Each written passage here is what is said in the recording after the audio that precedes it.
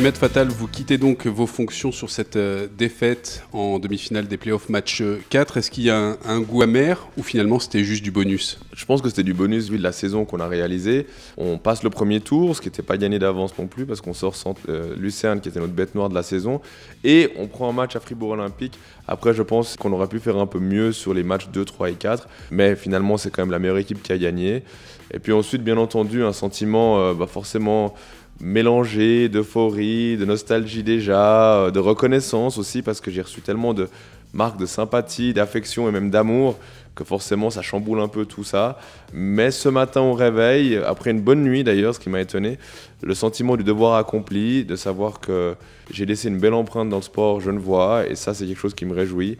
Je suis juste reconnaissant d'avoir vécu d'aussi beaux moments avec mes camarades, d'avoir fait vibrer Genève et de l'avoir fait rayonner sur la scène nationale au niveau du basketball. Vous avez versé une petite larme ou vous êtes de marbre?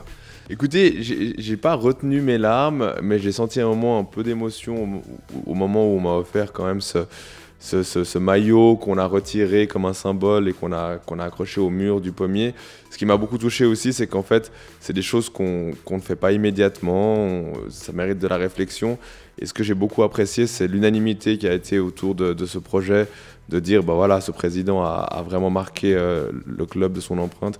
Et ça, j'ai failli à ce moment-là, effectivement, avec toutes les images qui défilaient, mes enfants et ma femme autour.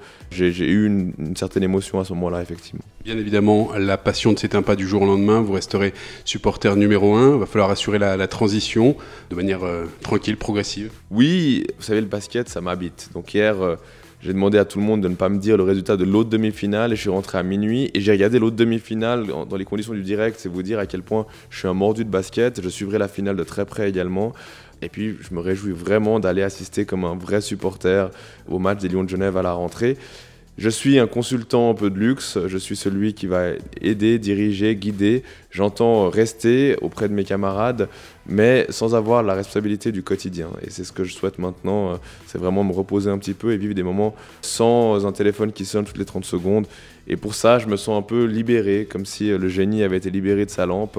C'est quelque chose dont je me réjouis également, avec aussi cette petite peur du vide que ça va créer, mais je me fais confiance pour le remplir rapidement.